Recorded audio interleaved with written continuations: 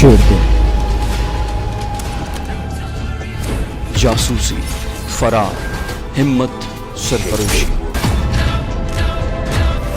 वतन की खातिर जान की बाजी लगाने वाले एक गुमनाम मुजाहिद की सनसनीखेज दास्तान। दुश्मन के दिल में बैठकर अपने वतन का दिफा करने वाला शेर दिल।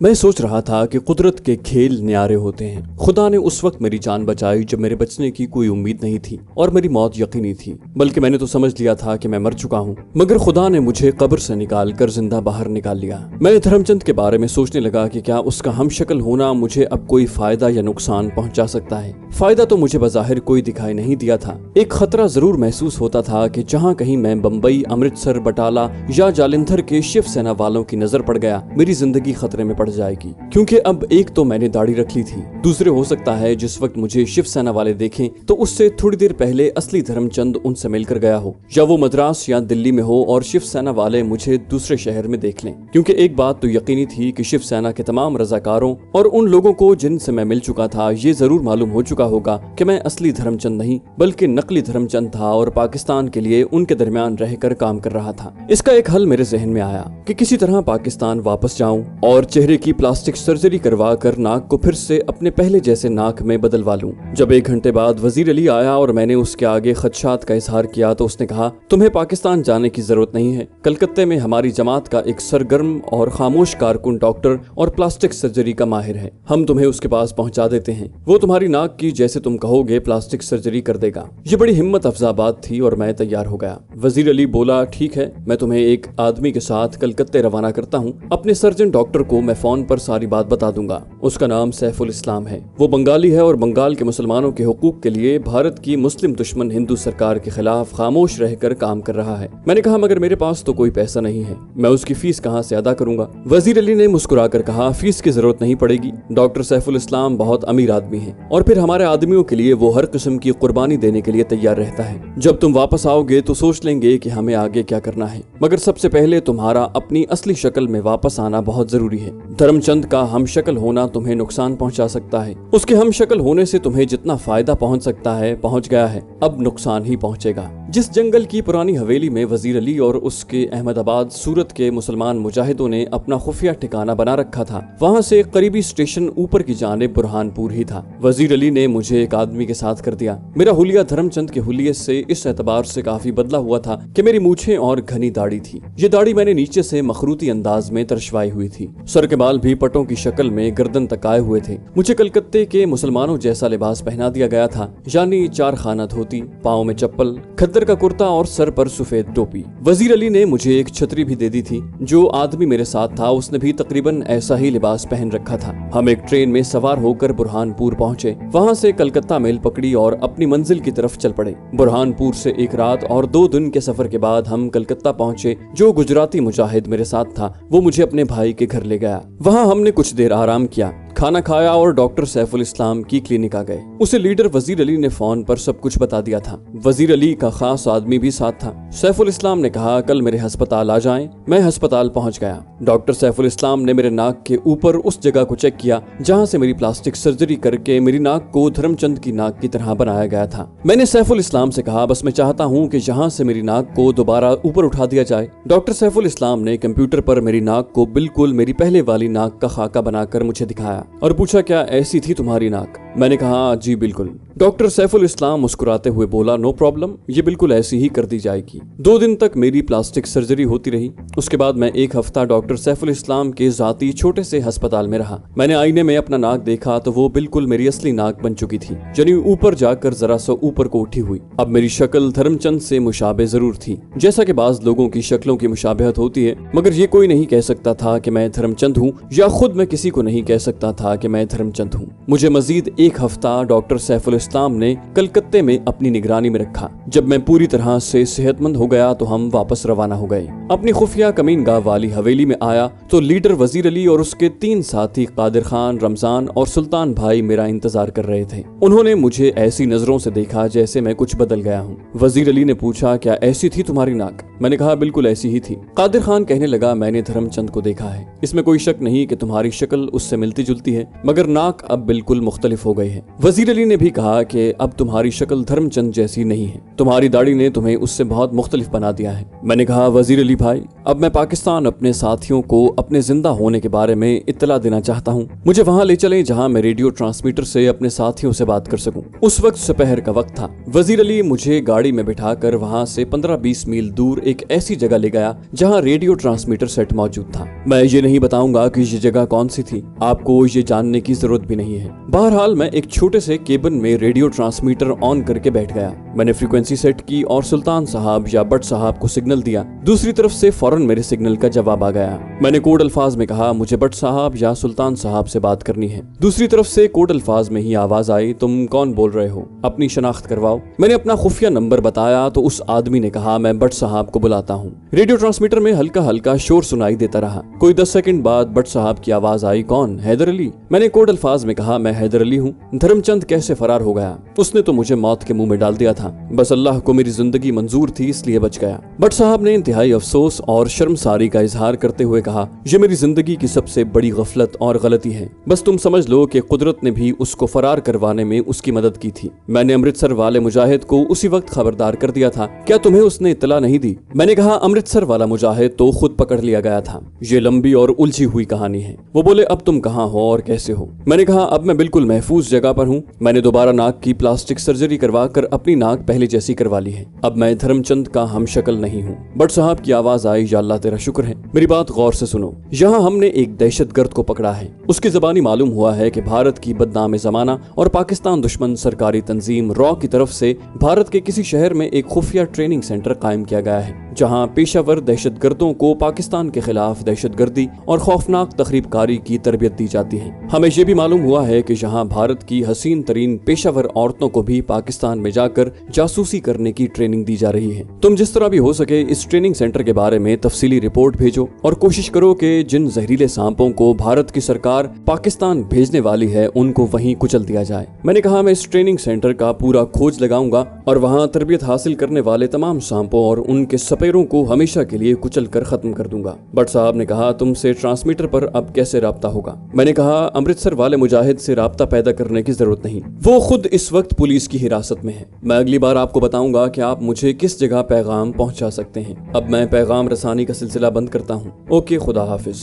बट साहब की आवाज आई। मैंने रेडियो ट्रांसमीटर बंद कर दिया। वजीर अली दूसरे कमरे में मेरा इंतजार कर रहा था। मुझे देखकर पूछा, बात हो गई? मैंने कहा, जी हाँ, एक जरूरी बात आपसे पूछनी है। यहाँ नहीं, गाड़ी में बैठकर बात करते हैं। हम उस खुफिया ट्रांसमीटर वाली जगह से निकलकर बाहर खड़ी वजीर अली की पुरानी गाड़ी में आकर बैठ गए। ये जगह करीबी शहर से काफी दूर थी। इर्द गिर्द आबादी कहीं कहीं पहाड़ों की ढलानों पर ही थी। हमारी गाड़ी दरख्तों के नीचे खड़ी थी। रॉ के ट्रेनिंग सेंटर के बारे में जो बातें मुझे बट साहब ने वायरलेस पर बताई थी वो मैंने लीडर वजीर अली को पूरी तफसील के साथ बता दी और उनसे पूछा, मुझे ये मालूम करना होगा कि रॉ का ये ट्रेनिंग सेंटर कौन से शहर में है और किस जगह पर है। वजीर अली ने मेरी बातें बड़े गौर से सुनी और 1-2 लम्हे खामोश रहे। फिर कहा, ये मालूम करना पड़ेगा। मैं अपने 2 आदमियों की ड्यूटी लगा देता हूँ। अगर इस किस्म का कोई सेंटर रॉ की तरफ से कायम हुआ है तो उसकी फुल रिपोर्ट मुझे मिल जाएगी। मुझे 2-4 दिन की मोहलत दे दो, मैं सारा पता लगा लूंगा। शाम हो रही थी जब हम वापस अपनी हवेली वाली खुफिया कमीनगाह में आ गए। उस रात उन मुजाहिदों की जमात के कुछ और रजाकारों से भी मुलाकात हुई।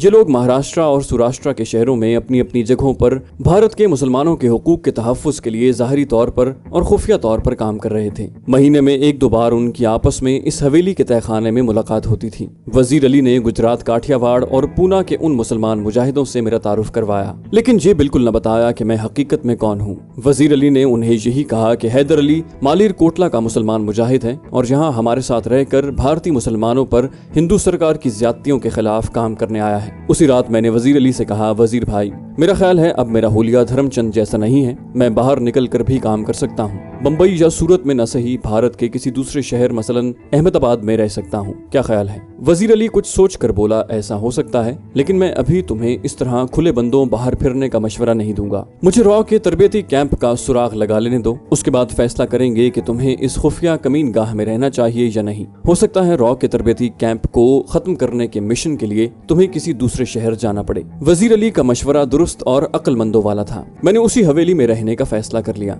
मेरे चारों मुजाहिद दोस्त यानी वजीर अली, कादिर खान, सुल्तान भाई और रमजान भाई चले गए। मैं हवेली में अकेला रह गया। उधेड़ उम्र खातून चांद बाई मुझे खाना वगैरह पका कर देती थी और मेरा पूरा ख्याल रखती थी। उसने मुझे अपने घर बार की तबाही और खावंद बेटों, 2 बहुओं और उनके बच्चों के हिंदुओं के हाथों कत्ल की ऐसी दिलदोज कहानी सुनाई कि मेरे रोंगटे खड़े हो गए। मैं सोचने लगा कि गांधी के ये चेले किस मुंह से अपने आप को अमन और शांति के पुजारी कहते हैं। इन गुंडों ने चांद बाई की दोनों बहुओं को उनके खावंदों को कत्ल करने के बाद सबके सामने बेइज्जत किया, फिर उनके बच्चों को एक एक करके ज़िबाह किया और चांद बाई को इसलिए छोड़ दिया कि वो बुढ़ापे में अपने बच्चे बच्चियों का गम झेलती रहे। चांद बाई की दुख भरी दास्तान सुनने के बाद मैं रात देर तक जागता रहा। मुझे नींद न आई। सोचता रहा कि मुतासिब हिंदू वाकई मुसलमान का दुश्मन है। वो न सिर्फ पाकिस्तान में बल्कि भारत में भी मुसलमानों को हमेशा के लिए खत्म करने के मंसूबे पर अमल कर रहा है। पाकिस्तान के मुसलमानों ने तो अपने दुश्मन को पहचान लिया है और उसके खिलाफ सीसा पिलाई दीवार बनकर खड़े हो गए हैं। खुदा का शुक्र है कि अब भारत के मुसलमान भी हिंदू के जुल्म सितम के खिलाफ बेदार हो गए हैं और वजीर अली जैसे मुजाहिदों की शक्ल में मुस्लिम दुश्मन कट्टर हिंदू जमातों के खिलाफ सीना सुपर हो गए हैं। भारत में मुसलमानों को बेदार करने की बहुत जरूरत है। अगर भारत के मुसलमान एक प्लेटफॉर्म पर जमा होकर अपने हुकूक और मजहबी आजादी के हक में जिद्दोजहद करते हैं तो ये हिंदुओं के खिलाफ बहुत बड़ी ताकत साबित हो सकते हैं। वो हिंदू जो भारत के सारे मुसलमानों को हिंदू बना देना चाहते हैं या खत्म करना चाहते हैं और इसके लिए बाकायदा मसरूफ अमल है। वजीर अली को जंगल वाली इस हवेली की खुफिया कमीनगाह से गए 3 दिन गुजरे थे कि एक रात वो आ गया। मुझे यकीन था कि वो रॉ के एजेंटों के खुफिया तरबेती कैंप के बारे में काफी मालूमात हासिल करके लाया होगा, क्योंकि इन लोगों के आदमी भारत के हर सूबे हर शहर में फैले हुए थे। वजीर अली ने अपनी पुरानी गाड़ी पीछे खड़ी कर दी, क्योंकि एक दिन पहले बड़ी मूसलाधार बारिश हुई थी और बाहर वाले तालाब का पानी बाहर आ गया था। वो मेरे कमरे में आते हुए चांद बाई को चाय के लिए कह आया था। कमरे में आते ही उसने अस्सलाम वालेकुम कहकर मुझसे हाथ मिलाया और कुर्सी खींचकर मेरे पास बैठ गया।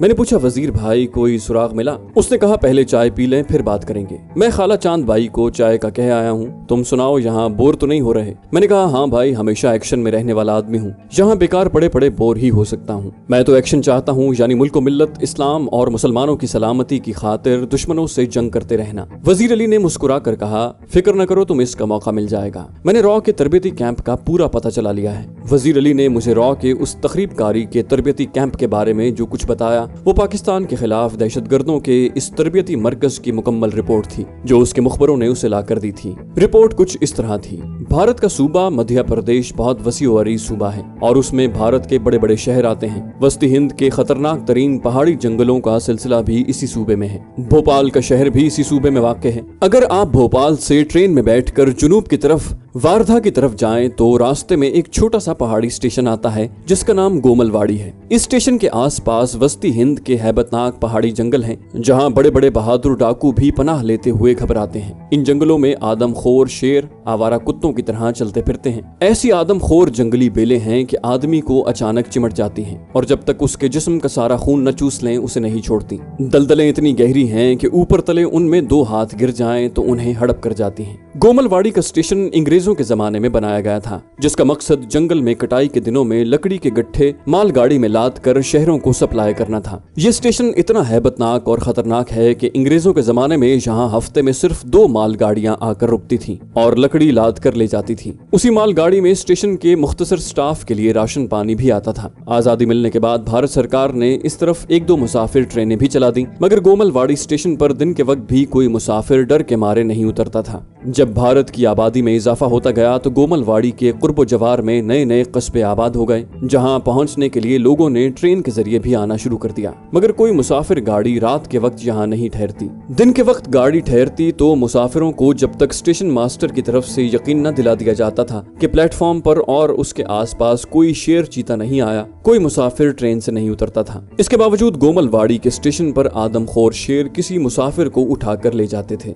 स्टेशन का स्टाफ स्टेशन के वाहिद कमरे में बंद रहता था। शाम को फॉरेस्ट गार्ड के साथ ये लोग अपने क्वार्टरों में जाते और सुबह तक क्वार्टरों के लोहे की सलाखों वाले दरवाजे बंद रहते। रॉ ने तखरीबकारी की तरबियत के लिए खुदा जाने क्या सोचकर यही इलाका चुना था। इसकी वजह यही हो सकती है कि ये इलाका वीरान रहता था, कोई इंसान आता जाता नहीं था। चुनाचे रॉ के एजेंट राजदारी और खुफिया तौर पर तरबियती सरगर्मियां जारी रख सकते थे। वजीर अली के मुखबरों के बयान के मुताबिक रॉ की पाकिस्तान दुश्मन तंजीम ने भारत सरकार की इमदाद से गोमलवाड़ी के जंगलाती टीलों के दरमियान एक जगह जंगल को साफ करवा कर 2-3 बैरकें बनवा ली थी, जहां एक ऊंचा वॉच टावर भी था, जहां एक संतरी दूरबीन लिए ये देखता रहता था कि कहीं उस तरफ कोई शेर, चीता या कोई दूसरा जंगली दरिंदा तो नहीं दाखिल हो गया। तखरीबकारी के इस तरबियती कैंप में उस वक्त 7 भारतीय तखरीबकारों को तरबियत दी जा रही थी। तरबियत देने वाले 2 इंस्ट्रक्टर थे, जिनमें से एक हिंदू था जिसका नाम चवन्नी लाल था, वो बिहार का रहने वाला था। दूसरा इंस्ट्रक्टर एक इसराइली था जो बड़ी रवानी से उर्दू हिंदी बोल लेता था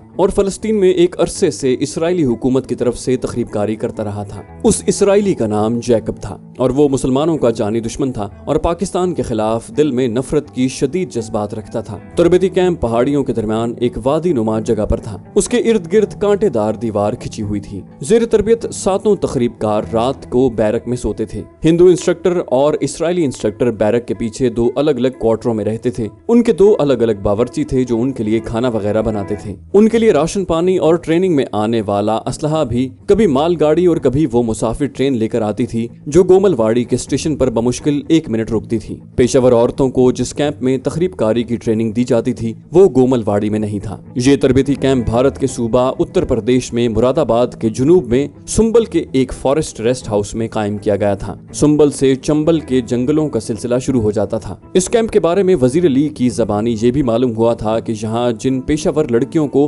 पाकिस्तान में जाकर तखरीबकारी की तरबियत दी जाने वाली है, इनका इंतखाब मशरकी पंजाब की हिंदू लड़कियों में से किया जा रहा है जिनकी मादरी जबान पंजाबी हो और उर्दू भी रवानी से बोल लेती हूँ। ऐसी पेशेवर लड़कियों को खास तौर पर तरजीह दी जा रही थी जो अंग्रेजी में भी बातचीत कर सकती हों और जिन्हें जदीद फैशन के बारे में भी पूरी शुद्ध-बुद्ध हो और जो इंतहाई खूबसूरत हो। उस कैंप में अभी ट्रेनिंग शुरू नहीं हुई थी, चुनाचे हमारा टारगेट गोमलवाड़ी का ट्रेनिंग सेंटर था। वजीर अली ने पूरी तफसील सुनने के बाद कहा, तुम्हारा क्या ख्याल है, तुम मुझे क्या मशवरा देते हो? वजीर अली कहने लगा, हैदर अली, रॉ का ये तखरीबकारी का ट्रेनिंग कैंप सिर्फ पाकिस्तान के खिलाफ ही नहीं बल्कि हम भारत के मुसलमानों के खिलाफ भी है, क्योंकि पाकिस्तान इस्लाम के नाम पर कायम हुआ है। पाकिस्तान इस्लाम का कला है। पाकिस्तान की ताकत हमारी ताकत है। अगर पाकिस्तान को खुदा न खास्ता कोई नुकसान पहुंचता है तो वो हमारा भी नुकसान है। मैंने अपना सवाल दोहराते हुए कहा, तुम्हारे ख्याल में मुझे क्या हिकमत अमली इख्तियार करनी चाहिए? ये बात तो तय है कि गोमलवाड़ी का तखरीबकारी का कैंप मुझे हर हालत में तबाह करना होगा, लेकिन ये भी तयशुदा अमर है कि इस मिशन के लिए मुझे तुम्हारी मदद की जरूरत होगी, क्योंकि तुम भारत के बाशिंदे हो और यहाँ के सारे इलाकों और इन इलाकों में रहने वालों से वाकिफ हो।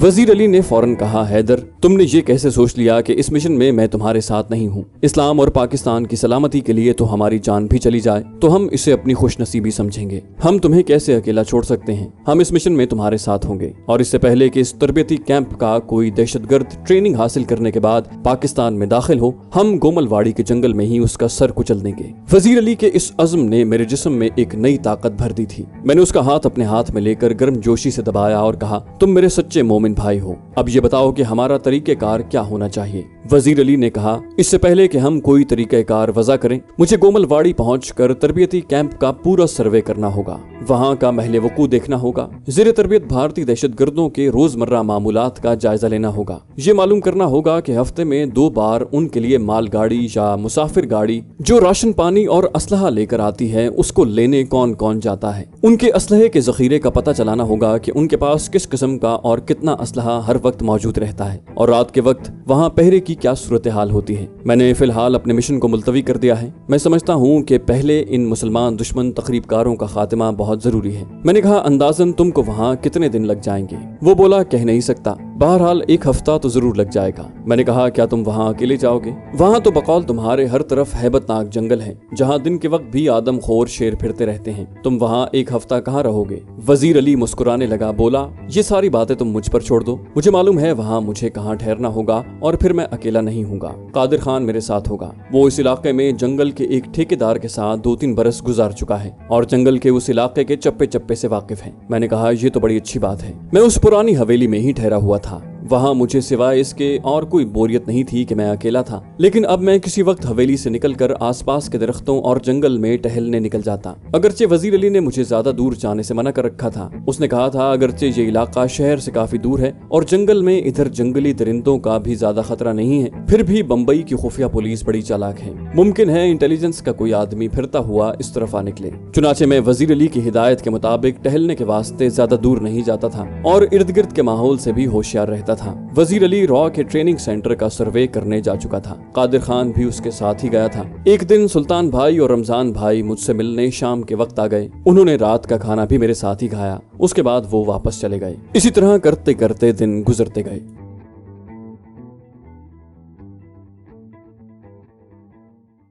तो दोस्तों ये थी हमारी आज की एपिसोड। उम्मीद करते हैं आपको हमारी कहानी पसंद आई होगी। जाने से पहले इस वीडियो को लाइक कीजिए और शेयर करना मत भूलिए।